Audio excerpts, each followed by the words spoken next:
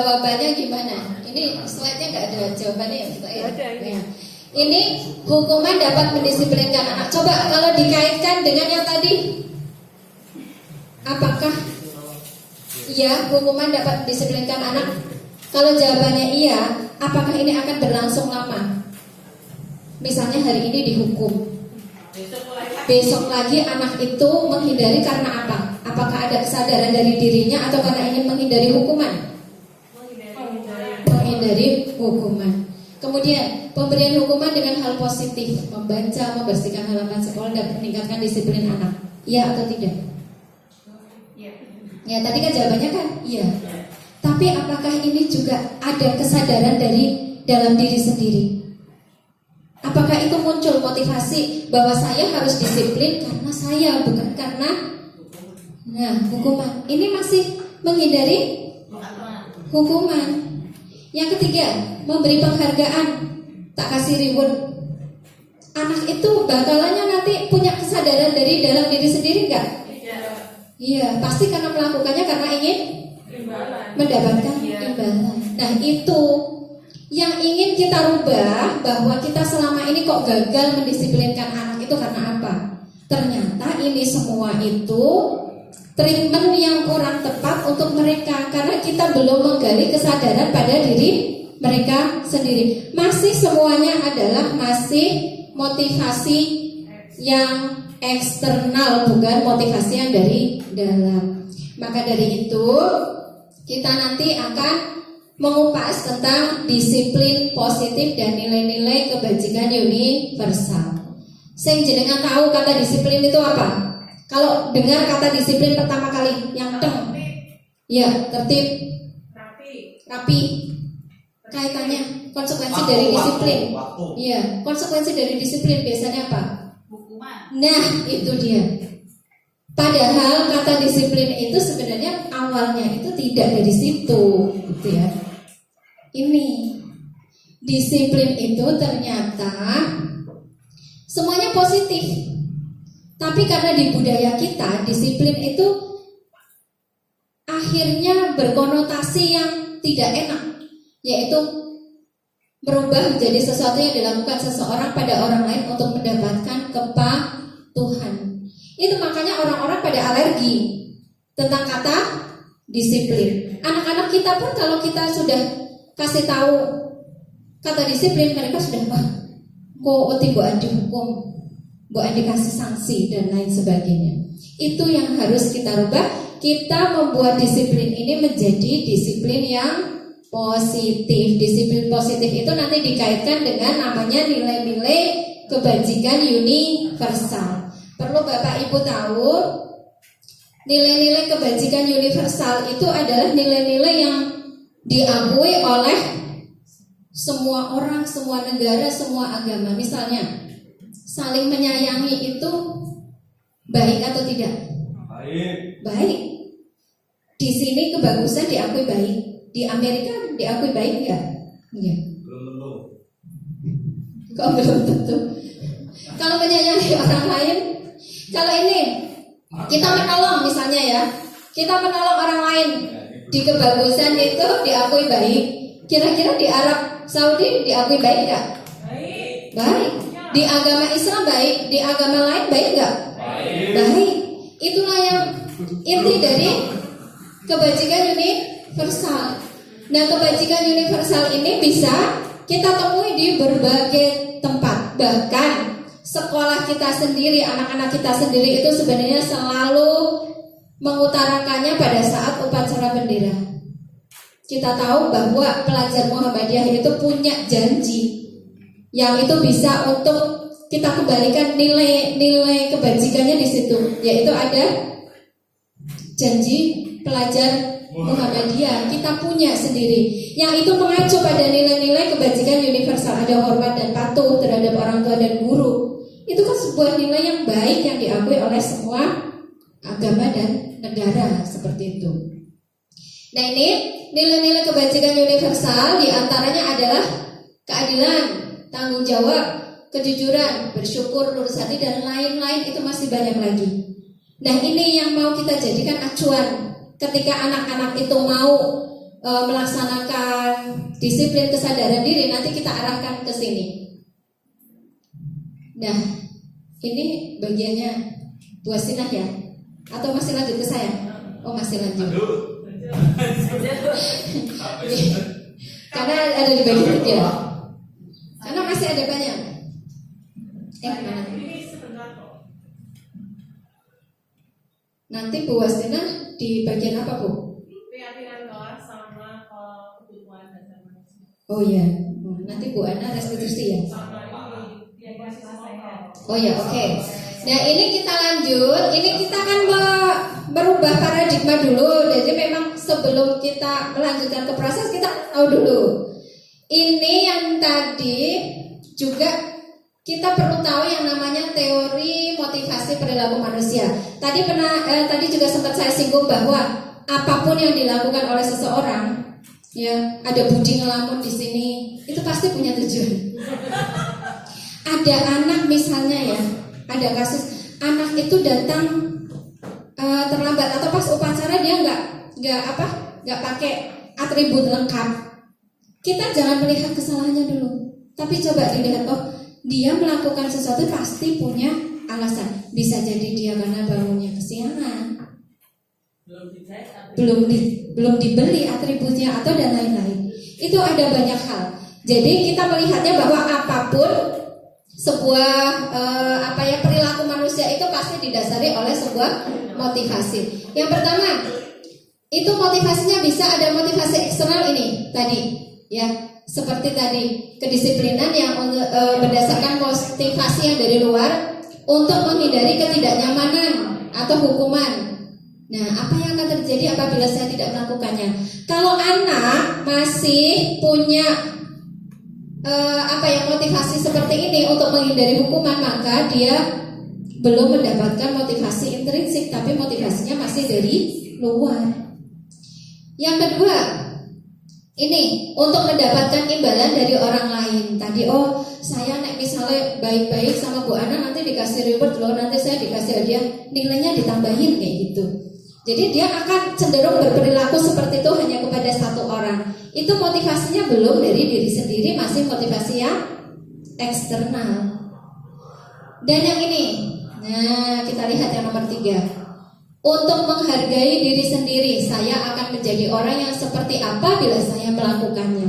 Ketika seseorang, anak ataupun kita sendiri sudah bisa merumuskan ke sini, saya akan menjadi orang seperti apa bila saya melakukannya, maka itu adalah yang disebut dengan motivasi internal. Inilah tujuan dari disiplin positif. Jadi kita harapannya mengarahkan anak-anak didik kita di SMP Muhammadiyah 7 Amal Gading ini agar bisa mempunyai motivasi yang seperti ini. Jadi ketika mereka harus memakai atribut lengkap, mereka itu karena melihat dirinya sendiri, oh, saya itu harus menjadi orang yang bagaimana. Itu munculnya dari bukan ben ojo dihukum sama Pak Rizal, biar tidak nanti dikelompokkan disuruh membersihkan halaman atau biar tidak disuruh lari-lari seperti itu. Nggih, Bapak Ibu nggih? Sudah mulai ada keterbukaan?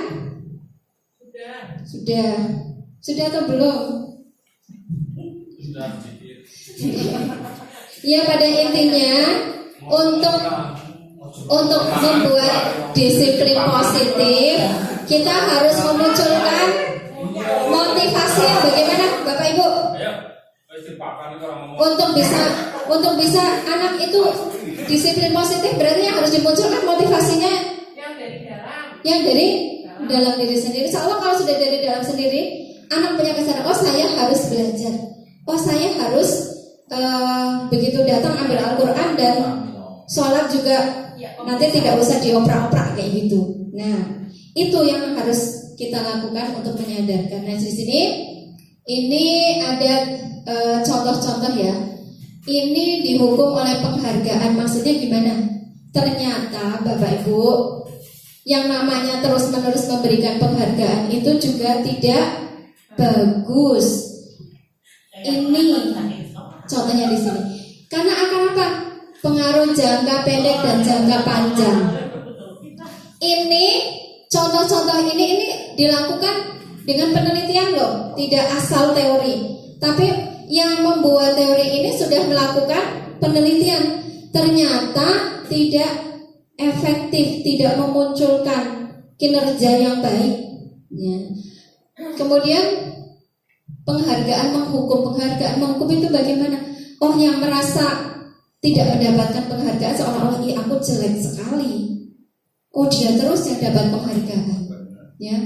Penghargaan mengurangi ketepatan. Karena apa?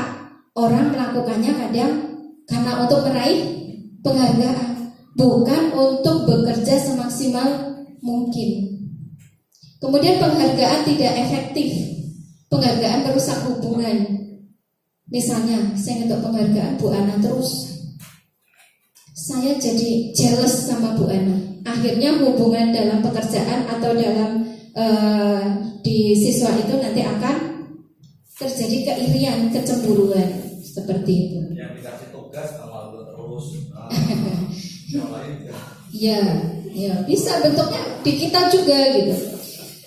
Penghargaan berdasarkan penelitian, ternyata orang yang diberikan penghargaan terus-menerus dengan orang yang melakukannya tanpa dikasih embel-embel, ternyata kelompok yang tidak dikasih embel-embel, dia itu lebih menunjukkan kemampuannya. Ini berdasarkan penelitian yang bicara. Penghargaan mematikan kreativitas. Sekarang lihat saja, mohon maaf, apabila ada orang yang sudah mau kerja, mau kreatif, nggak kreatif, gajinya ya segitu. Coba lihat apakah dia akan menambah kreativitasnya? Tidak. Uang aku nggak kreatif aja, digajinya udah segitu. Ya. Jadi mematikan. Tapi orang yang seperti kita ini, alhamdulillah kita di swasta ini kan wis ngerti ya gajinya sepiro, tapi kita tetap mau belajar, mau berkreativitas, itu lebih memunculkan. Jadi itu yang patut kita syukuri di kita itu seperti itu. Kemudian penghargaan mengurangi motivasi intrinsik. Motivasi dalam diri sudah nggak ada karena apa? Oh ya, aku melakukan ini, aku ben dipuji sama Pak Bowo, Pak Kepala Sekolah. Aku melakukan ini biar mendapatkan apa? Guru teladan seperti itu. Kan berarti motivasinya dari luar, Pak. Masih dari luar. Kalau dari diri sendiri,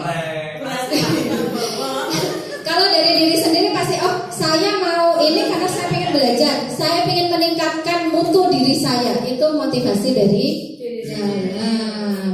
Nah, ini yang berikutnya, bentuk program kebajikan. Jadi kita bisa memberikan pengakuan secara khusus. Bukan berarti nggak boleh ya kita mengapresiasi kerja orang, bukan berarti nggak boleh. Tapi kita berikan pengakuan secara khusus. Misalnya ada yang Bu Astina kok sudah hebat banget dalam mengerjakan kemarin humas untuk share apa ya Pak Bowo, memberikan apresiasinya. Bagian IT selalu men-share. Ya, itu Pak Bowo boleh. Terima kasih Bu atas ini. Seperti itu. Ya. Jadi apresiasi yang secara khusus, secara pribadi, pengakuan itu diperbolehkan, tapi tidak untuk dipersaingkan seperti itu. Nah, beri pengakuan kepada semua murid bergantian. Jadi tidak hanya murid ya berprestasi saja, apalagi dibanding-bandingkan nanti mereka nyanyi. Ya, ini kok dibanding-banding kayak gitu. Jadi kalau kita mau memberikan pengakuan, coba semua murid itu diberikan pengakuan juga. Karena pada dasarnya berarti murid itu apa? Punya kepintarannya tersendiri, punya kompetensinya. Ada misalnya murid yang tidak pandai dalam hitung-hitungan, tapi dia pandai dalam olahraga atau misalnya dalam menulis dan menggambar. Semuanya silahkan diberikan apresiasi sesuai dengan kompetensinya. Intinya semuanya, jangan hanya melulu itu saja. Seperti itu. Kemudian beri pengakuannya secara konsisten. Kalau kita setiap datang memberi pengakuan ya kita terus. Jadi tidak kayak iki enggak, tapi kita konsisten dan fokus pada prosesnya, bukan pada hasil. Yang selama ini kita seperti itu menilai pada hasil. Oh, nilainya api, itu yang diapresiasi. Padahal ada anak yang sudah mati-matian Pak belajar, tapi ujung-ujungnya karena memang nggak begitu pintar matematika ya nilainya segitu aja. Tapi belajarnya sudah pol-polan. Itu patut kita apresiasi, bukan cuma hasil. Saya nggak pintar gambar, ketika hasil gambar saya dinilai jelek, saya sedih. Padahal saya sudah mati-matian mencoba seindah mungkin, tapi hasilnya ya tetap mono gitu. Nggih, Bapak Ibu nggih. Ini contoh-contohnya lewati saja. Nah, ini juga. Oh iya, sorry. Oh iya, ini coba Bapak Ibu. Ini seru sekali soalnya kita sering. Bapak Ibu, ini dilihat. Kelihatan nggak? Coba, ini ada tabel tindakan guru. Nah, menurut Bapak Ibu, ini merupakan hukuman atau konsekuensi? Sebentar, sebelumnya Bapak itu memahami nggak hukuman sama konsekuensi itu bedanya di mana? Ya, terus kalau hukuman itu karena dia salah. Ya, mungkin karena peraturan ya gitu ya. Nah, oke, Bu Dewi ternyata sudah luar biasa. Sudah open minded ya, sudah open minded ternyata. Nah, kan ternyata muncul dari diri sendiri. Nah, coba saya minta partisipasi Bapak Ibu ini. Menurut jenengan mencatat 100 kali di dalam buku dengan kalimat saya tidak akan terlambat lagi karena terlambat ke sekolah, ditulis gitu sampai 100. Hukuman. Yang lain setuju? Nah, oke. Nanti kita lihat lagi. Bu Dewi apa Bu? Nah, coba yang ini. Lari mengelilingi lapangan basket 2 kali karena terlambat hadir ke sekolah. Menurut jenengan hukuman atau konsekuensi? Hukuman, oke. Yang ketiga, murid diminta untuk push up 15 kali karena tidak menggunakan masker ke sekolah. Oke, yang berikutnya, menggantikan kertas tugas teman yang telah dicoret-coret. Yang berikutnya, membersihkan tumpahan air di meja tulis karena tersenggol pada saat belajar. Murid disuruh untuk tidak mengenakan sepatu seharian di sekolah karena tidak mengenakan sepatu hitam. Hukuman. Ayo Pak Edi, suaramu mana? Oh iya. Terus lari. Yang ini, lari mengelilingi lapangan basket 2 kali karena terlambat 10 menit untuk pelajaran PJOK. Hukuman atau konsekuensi? Iya. Ada. Iya, maksudnya Pak Galen itu ternyata luar biasa. Berarti apa Pak Galen menurut jenengan? Konsekuensi. Oke, yang lain? Pak Edi? Oke, coba kita lihat hasilnya. Jeng-jeng. Iya ya. Kalau ini hukuman dan ini ya. Ini kenapa? Barangkali ada yang mau membahas. Yang mana? Ayo alasannya apa? Alasannya apa ini? Iya. Kenapa harus tadi Pak? Tadi masuk loh jenengan. Alasannya apa? Lari mengelilingi lapangan basket 2 kali karena terlambat 10 menit untuk pelajaran PJOK. Apa ini? Iya tadi ada. Alasannya apa? Iya. Saat dia itu kan terlambat 10 menit. Nah, dilalai kebetulan guru PJOK atau olahraga itu tahu. Kebetulan dia kenal juga dengan murid itu. Nah, tapi pas dilalai masuk di pelajaran itu, tapi kamu terlambat kan? Nah, langsung disuruh lari. Mungkin seperti itu. Iya. Mungkin. Bukan hukuman itu. Kalau seperti itu kan. Nah, tapi sudah tahu Bu. Sudah Tahu kan kalau terlambat. Dilalai kan diangkat dengan saat pelajaran PJOK. Iya, memang betul. Pelajarannya PJOK kan pelajaran olahraga. Mau dia terlambat nggak terlambat, memang biasanya memang pemanasannya memang lari atau berhubungan. Jadi kenapa ini konsekuensi seperti berkaitan? Ya betul. Jadi kenapa ini kok beda sama yang lain? Ini sama-sama ngasih lari, dia telat 10 menit. Kenapa kok ini merupakan konsekuensi. Ya seperti itu. Ya, karena itu masuk di dalam pelajaran PJOK, memang lari seperti itu. Gitu ya Bapak Ibu. Jadi menurut jenengan selama ini kita sering melakukan apa? Konsekuensi apa hukuman? Hukuman, pengakuan diri. Ya saya juga gitu pas tahu gini, ya Allah saya itu banyak menghukum. Nah oke. Yang ini masih saya. Nah Bapak Ibu, maka dari itu ya ini tadi ada hukuman, ada konsekuensi. Kita kan selalu menemui murid-murid yang bermasalah. Jangankan murid, bapak ibu gurunya juga bermasalah gitu kan. Nah, ini juga nanti PR-nya Bapak Bowo untuk mengenal restitusi buat kita juga, Pak. Tapi alhamdulillah kok Pak Bowo sudah merestitusi ya. Maksudnya sudah mulai pendekatannya itu yang enggak inilah antara bos sama bawahan. Memang bukan seperti itu. Tidak saya lanjutkan. Ini Bapak Ibu apa ada yang sudah mengenal restitusi? Sama sekali pernah dengar? Prostitusi.